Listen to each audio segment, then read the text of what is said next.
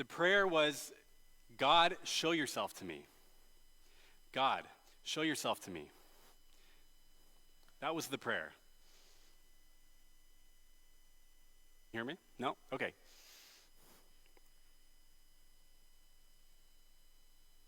Testing 1, 2, 3. 1, 2, 3. There we are. Well, God, show yourself to me. That was the prayer. Did it work? Does it work? During Lent last year, I launched a little bit of a something in the youth group. I encouraged everybody to pray that prayer every day during Lent. God, show yourself to me. After Easter, we'd check in and see what the results were. It was an experiment. I wanted us to all be open-minded. Some of us approached it with certainty, the rest with uncertainty. And actually, probably all of us were a little bit of a mix. I don't know how many of us were really doing this. But what do you think happened when that many people are praying a prayer like that every day? What were the results of the prayer experiment? Was it a success? Did God show himself to us? Well, we're now beginning a new series. And when you walked in the door, you probably would have seen it looking at you right in the face. I really want to thank Emily for that beautiful artwork on Esther. That's the book we're spending 4 weeks in. It's an exciting and curious book. I've discovered that a lot of people are quite passionate about Esther, and others don't care very much about it, don't know much about it. Certainly, it's a distinctive story. It's one of only 2 books of the Bible named for women, and it's set in a unique time and place, quite separated from all the goings-on in Israel and even in Babylon. It's the only story set in Persia. Feel free to take out your Bibles as we read through the first couple chapters, but I need to tell you the context, because that's what makes this story unique. As you know, the Jews were exiled from their homeland, but now 100 years have passed, and there's a minority Jewish community that lives in Persia and under the powerful Persian rule. The Jewish diaspora has now spread all around the region, and today we focus on one small community in Persia. And I believe I'm right in saying that many of us dismiss the book of Esther, perhaps, myself included, because we ignore it in favor of the stories of prophets and wars and covenants and miracles. We may dismiss the book of Esther on the surface. One, it's quite small, and it just seems like a nice little short story. It's interesting, for sure, like a soap opera. Beautiful people, lavish lifestyles, relational twists, turns, daring rescues, sneaky villains, good-hearted townsfolk, and of course, sex, secrecy, and scandal. It's all in there. It's interesting, for sure. But it's not just interesting. It's profound. You're not just going to find in this story good morals about how to be a strong woman or something like that. You're going to find something a lot deeper.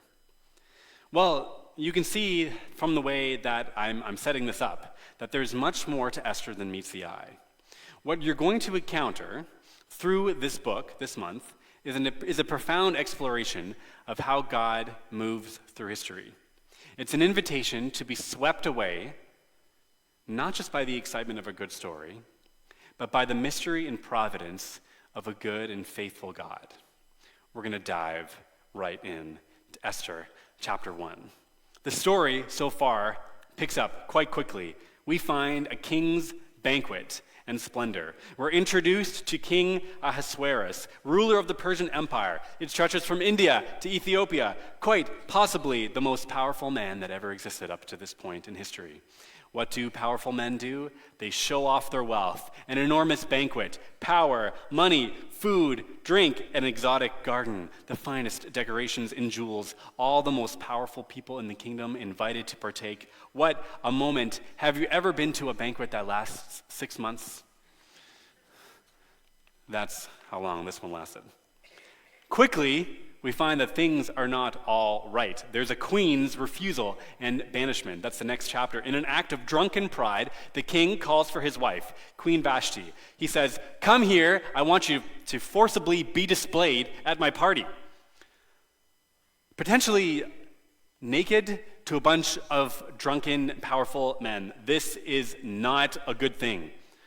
This feels weird. This is a toxic power trip. I don't like it. And she refuses. I would say admirably. I believe we're supposed to see this as an admirable move. She says, I'm not going to do that. Well, you can't just refuse the most powerful man in the world. The king is flustered. He's reactive. So, probably a little bit insecure too. He gets the advice of a wise advisor who says, send her away. She's not going to be queen anymore. I hope you never see her again. And you know what? If she does come back, it's only going to encourage all the other women in the kingdom to be independent. And we can't have that. It would be chaos. So the queen's gone. This problem that the king has with his queen, it gets multiplied over the whole people. See, the king has this concern, more like this embarrassment, because he's worried that things are going to have a ripple effect among all the different families. So he makes a decree. Again, it's his advisor that tells him this. He says, okay, the new rule, every family, the man has to be the master of his home. That's the new rule. What a crazy rule for you to say this because you're reacting to this moment with your queen. And he's like, not only that, I need a new queen. So in his home, I need to find a new woman. And so he's got the resource, he's got the power, he's got the reach. We're having a beauty pageant. We're having a competition. All the young women are going to be brought in from all the corners of the empire to see who can please him most. And I just need to comment again just how uncomfortable this should make us. You read between the lines here, you can figure out what's going on. There's a lot of entitlement. There's clearly some sexual objectification. There's a patriarchy here that's oppressing these people, and it's highly troubling. I think we're supposed to see this king as just the epitome of the human project gone wrong. Some of the worst qualities of humanity are exemplified in this man and his decision to launch this sort of collection of people streaming into his palace. I was so surprised then to discover just how many people, I mean this sort of online, think of this king as a good guy, and think of the queen as a bad woman for refusing to do this. And thinking of the advisor as wise to think that he should make this kind of decree in the family order. And I realized, wow, this book actually apparently divides people in ways that I didn't expect. But I don't buy it. What I see so clearly here is a very intentional move of this author trying to make us see that it's the Garden of Eden all over again, just on a bigger scale. What do we have? Eating and drinking in a garden palace. We have nudity.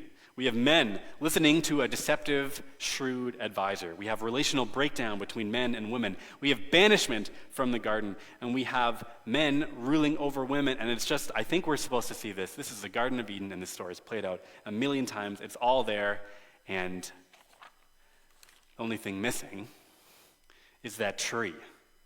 It's supposed to be a tree somewhere, right in the middle. A couple of trees, if I remember correctly.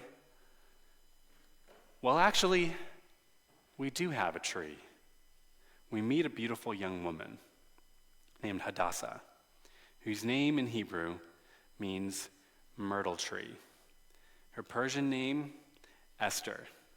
And suddenly the story is off and running. Esther's character and elevation. So the main character, Esther, enters the story. Already we can tell there's something special about her. She's Jewish, and she's able to impress and find favor with everyone around her, especially the king. Not just because she's beautiful, but because she acts wisely. She acts personably. She seems to possess a special quality the other women don't have. We don't quite know what it is yet. It's a little bit mysterious, and you'll never believe it. She wins. She wins. She becomes the new queen. But she's part of a team. We meet her cousin Mordecai. The next part of the story, Mordecai's wisdom and heroism. She's not alone in this story. She and her cousin are a 1-2 punch of wisdom, mutual respect, submitting to each other, and righteousness, that is, right relationships. He tells her, keep your identity a secret. We don't quite know why he says that. He seems to know something that we don't, but we actually start to like him. We trust him, and you'll never believe it. One day, he just happens to be standing by the city gates, and he hears something. There's two guards talking about how they're going to murder the king. And he hears it. And he tells Esther. Esther tells the king. The plot is foiled, crisis averted, Mordecai's a hero, and suddenly the stage is set for the next chapters of the amazing story. But we're pausing there. Besides the sex and the drama and the royal intrigue, you want to know what I find really interesting, really amazing about the book of Esther? I mean, it's a book of the Bible. In one word, if you had to summarize, what is the Bible about? You'd probably say. I mean, Sunday school answers are welcome. God. It's about God, right? And yet, in Esther, we find a curious omission. Something's missing. Someone's missing. Someone named God. A curious omission to the book. God is never mentioned in Esther. It's the only book of the Bible that doesn't mention God. This is strange. What's going on? The Bible is a book about God, right? Yet when we read this story, all we see, people, their lives, good and bad, and perhaps a little bit confused. Well, friends, it's no mistake. It's no mistake. The book of Esther does not forget to include God by mistake. It wasn't included in the Bible by mistake. God's absence is intentional. The fact that the story omits God, and that this is the only book of the Bible to do so, is a very clever way of calling our attention to something. There's a point to it. Why did the author write a book like this? What's the point? If it's intentional, what is the intent? I believe that the author wrote it this way because he's intending to reflect the reality of the exiles. Recall what this story is written about. What's the context? 100 years after the exile, a minority Jewish community living far away from their homeland, living under the thumb of a powerful, impressive empire. If you were one of the exiles, this is your story. You were part of the people of God. You have a tremendous history of God moving in you and through you to do great things. There's all amazing stories. God delivers you, and there's conquest and all the stories, right? But that was a long time ago. That was 100 years ago. And now your people are conquered, exiled, destroyed, dispersed. You have a hard time remembering who you are and who God is. And now you live in Persia, and on most days, you feel Persian. You don't feel Jewish. I mean, who's even in control here? Well, the Persian king. Persian king and his gods. It's not your God. If your God was in control, surely he'd be doing something, right? He's just not there anymore. This is what it feels like. So we have someone writing a story about an exile, and God is never mentioned. And the exiles say, yeah, that's it. He's not there. Because for all intents and purposes, God seemed absent. At least he seemed absent in Persia. There's no prophets, there's no blessing, there's no large and vibrant worshiping community. The author knows these people are experiencing God's apparent absence, so that he writes a book where God is nowhere to be found. You can feel a little bit of compassion, perhaps, for the people. He understands what it's like. There's a profound nod to the fact, actually, for you and me, this is what it feels like to follow God much of the time. He's invisible. He's quiet. He's hidden. Perhaps even underwhelming. Has it ever felt that way to you? Likely, yes. And if that's the case, Esther is written for you too. God's absence is intentional, absolutely. The author is intending to reflect the reality of the exiles, and he's intending for us to marvel at the literary design of this book. If you were to ask me what my favorite book of the Bible is, I'll tell you the one I'm reading. Each book I dig into, Just realize how incredible it is. The literary artistry. The authors, compilers of these books, they're literary geniuses. You got wordplay and incredible structure and irony, and surely this is one of the reasons why I find the Bible so compelling. Because of its complex, it's beautiful. It's so intelligent, and the design is remarkable. I can't get enough of it. I literally don't stop thinking about this stuff. So check it out. There's a picture that's going to come up. This picture shows you the flow of the story of Esther. So I know you can't quite read it, but what you'll see is a bunch of panels, a bunch of kind of square shapes, and they're in a U shape. Each one of those panels represents a movement or an element or a plot point in the story. And you can see that by the way this artist has arranged it, that there is a symmetry to it. That is the top of both of those little arms of the U. They're both about greatness. And then you move down and you both have people being elevated, and you move down and you both have two stories about decrees, and you have two stories about banquets, and each half of the story is mirrored. The story is symmetrical. There's two things that parallel each other.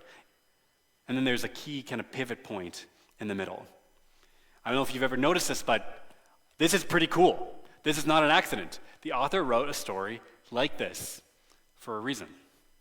And of course, there's all that stuff about the Garden of Eden. I mentioned, it goes far deeper than even what I've said. Got word choices and allusions and twists in the story. Someone put their life, their blood, sweat, and tears into writing this story down. It's supposed to blow your mind. It's supposed to blow your mind. It's supposed to change you. And I'm not telling you this so that you go home saying, wow, the Bible sure is cool. It's so neat. I'm telling you this because the author's trying to make a point by writing such an ordered and careful story. Sure, there's no God in the story, but the story is full of the things that God brings: order, beauty, blessing, grace, coincidences. This is carefully crafted to communicate to you this morning that God is actually present in your life. He is indeed working, just perhaps in a hidden and quiet way. The point of all this is that God is at work in everything to save his people. On a grand scale, God is working things out for good. You just might not notice it at first. That's what the exiles needed to believe, that God was still with them. He's still doing something, maybe quietly, maybe subtly, maybe behind the scenes. And why is he doing it? Because one day he's going to restore them. One day he's going to get his mission of blessing the world through them back on track. And that's what we need to believe as well. Because whole seasons of our life go by where we just feel like God is not there. Or maybe it's seasons of life that just feel so ordinary or mundane or underwhelming. And often hindsight is 20/20. We look back, and that's when we see the ways that God was working. We can see the forest of the trees. We can see the order in the chaos. We can see the progress through the pain. God's hand was there after all.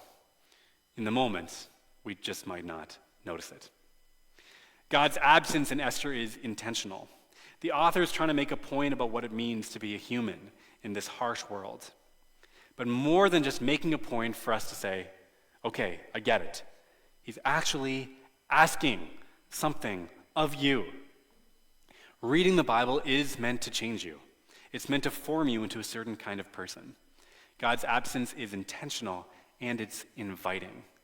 God's absence is inviting. You can do a surface reading of Esther and still get a lot out of it. There's much to be learned from the wisdom of the characters and the follies of some of the other characters. But the fact that God is so obviously absent, so obviously not there, that's an invitation to go looking for him. We're meant to go hunting for clues of God's activity. And then, once we do, we will find it all over the place. There's a scholar, Michael Fox, in a commentary on Esther, he said, when we scrutinize the text of Esther, looking for God's activity, we're doing what the author made us to do. The author would have us probe the events that we witness in our own lives in the same way. He's teaching a theology of possibility, the willingness to face history with an openness to the possibility of divine providence, even when history seems to weigh against its likelihood, as it did in the dark days after Haman's decree. In this way, the book offers us a stance of profound faith. You just got to go looking for it. I'd argue the main clue for God's presence in the book of Esther are the incredible coincidences. The right people, well, they just seem to be in the right place at the right time. Esther, faithful God follower, well, wouldn't you know, she's chosen above all the women to be queen. Her cousin Mordecai, he just happens, wouldn't you know, to overhear the guards plotting against the king. And the coincidences just go on, and you're supposed to think, boy, things like that don't just happen. This is God. For such a time as this, right, God makes things happen. We're supposed to see them and say, that's God. I recognize that. That's the kind of thing God would do. Listen, I want to state the obvious here, that there are times in my life, Sure, there are times in my life when amazing coincidences happen. And maybe in your life too, where you think back, wow, it just happened. I was the right person at the right place in the right time. Wow, what a great thing God did. And all glory to God. But that doesn't happen every day. Maybe it only happens every once in a while. Maybe that's the exception to the rule. Most of the time, I'm not able to sense some grand plan or coincidence or pattern. Most of the time, it's just moment by moment. I got up, and every day's the same, and breakfast, lunch, and dinner, and it's complicated, it's ordinary, and most of us, life is actually quite messy. And for all of us, that's the world around us that's very messy. I'm not seeing the same kind of amazing coincidences in my life necessarily. And that's the invitation. The invitation is not for you to try to find amazing coincidences every single day.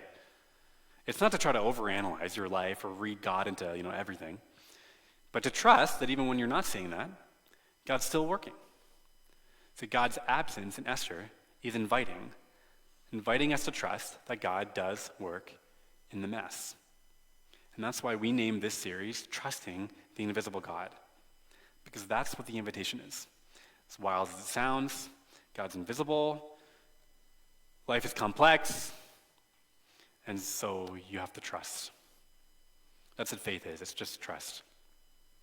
Trust is most needed when life gets rough, when we realize we can't do it on our own, when life gets messy. And talk about mess.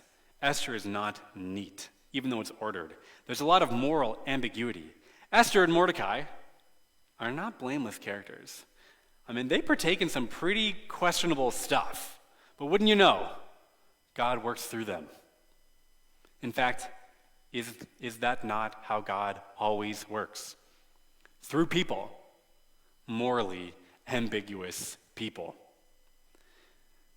It's not usually through some fantastical event or a mystical experience.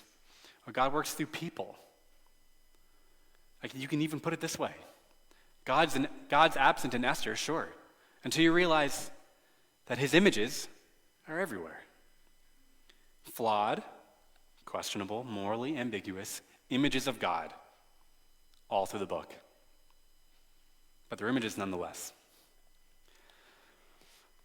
The prayer experiment. Do you want to know how it ended? Well, I challenged everybody to pray, God, show yourself to me. Pray that every day. And then at the end, we'll all take stock, see what happened. We gathered together just after Easter, and we asked for stories. And I can't say this with complete confidence, but I don't believe anyone had anything to share.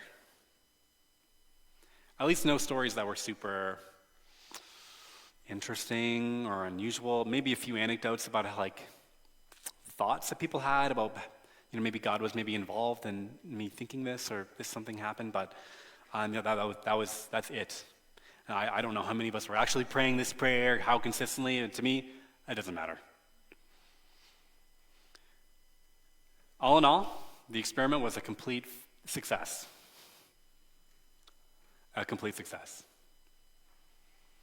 Do I wish that something really cool or convincing, happened to somebody, everybody? That would be great. But what were we given instead? Ordinary life. a lesson that God is there in ordinary life, a lesson in faith, a lesson in opening your eyes to the world around you. Sometimes you got to look for God. Look closely. And that's what the invitation of Esther is all about. God's absence is inviting us to see God in the big picture and in the small details. I've said it enough times now, but it's so clear that God is doing something in this book, that his hand is somehow guiding history. You got small details like Mordecai, he's at the right place at the right time, he hears the guards talking, and then you have the big picture things like the way that Mordecai's life and Haman's life, they kind of mirror each other, and it's beautiful, it's so clear, but it's not stated directly. So it's actually a choice that you have to make to see God in it. I mean, someone could just say, listen, good things happen in life, rulers come and go, bad things happen in life. You don't have to attribute everything to God, come on. Like, how do you know? How do you know that's God and that's just not something that just happened to you? Well, whoever says that, they're right. I don't have to attribute everything to God, but I choose to. I choose to. It gets complicated, I know. Bad things happen.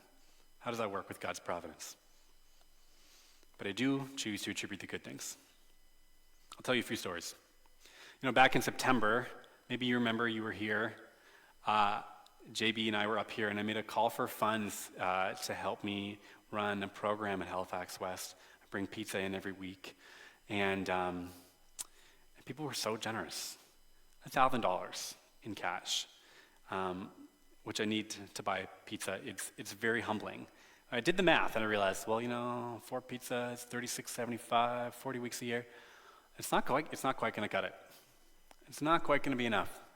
And there's going to be a couple weeks at the end of the year. I'm not going to have any cash. At least, you got to be smart a little bit. But I could see that, I was going to run out. And but I go to the pizza place every week, and about halfway through the year, I go in, and I see the same people every time. And this time, the manager was at the till, and he rang it in, and it was a lower price. I pointed it out to him. That's not normally what I pay. I know. You get a discount. Oh, that's nice. Didn't ask for a discount. I don't think maybe he only knows a little bit about what I'm doing with the pizza, but wouldn't you believe it? It's the last week of the year. I have $100 left. And I say, that's God. Others could say, you're just reading into that. Things just happen, right? But it's a choice.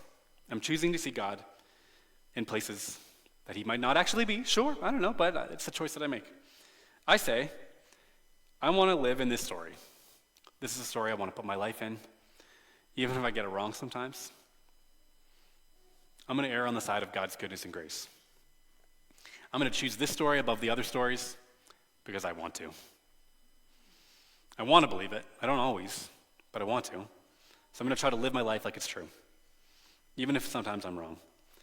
I want to choose faith actively because I want to trust God, even if my feelings or my rational brain or doubt, or you can explain it away a million ways, but I want to trust. So it's a story I tell myself. Of course, the choice that you're being given is much more about the cost of pizza. It's a way to live your life. The point of God's intentional absence in Esther is so that you would be invited to a profound faith and a defiant hope despite the world's story. It's not just a hope that God's going to do nice things for me or for you or give you discounts or a parking spot. It's a hope that despite all appearances, God will save his people from death. He will transform the world, he will bring new creation, and he'll make everything right.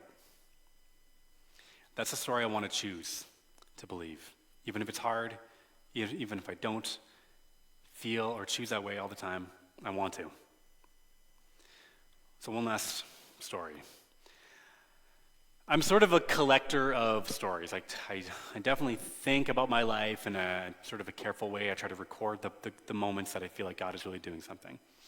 And for years, I had this habit of, keeping track of stories in a document. So these are the stories, these are some of the highlights of my life. So I could go back to that document and be like, God, this is the way God has moved. This is some amazing things that he's done. I love a good story. And I marvel. I marvel at the ways that God's shown his power and love. And there's lots of stories, really is. A couple years ago, I was looking at the list, and I noticed something. I thought, gosh, I do not have a lot of recent stories. The stories seem to have really dried up. Lots from, university days, life, carefree and whatever, and lots of adventure. But comparatively few in my adult years. You settle down, married with kids.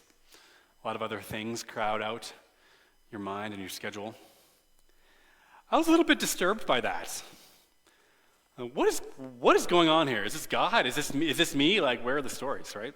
Where's the miracles? Where's the adventures? Like, I asked God, where are the stories?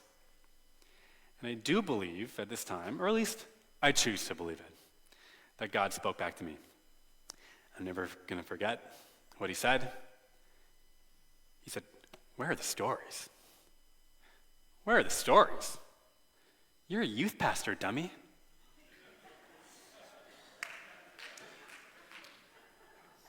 The stories are all around you. I do think God called me a dummy. I deserved it. In that moment, I knew he was right. The stories of God at work, listen, you're not always going to see them. Certainly not in your own life. But they don't have to be in your own life. What about your neighbor? What about your friend? What about your church? God often invites us to look at the bigger picture, the lives of other people. If God is faithful to them, he will be faithful to us. Truly, in Christ, we're one. And the stories, indeed, are all around you. Maybe he's sitting next to you right now. Sometimes you just got to open your eyes. You got to look closely. And you have to choose to believe that God is at work. Amen.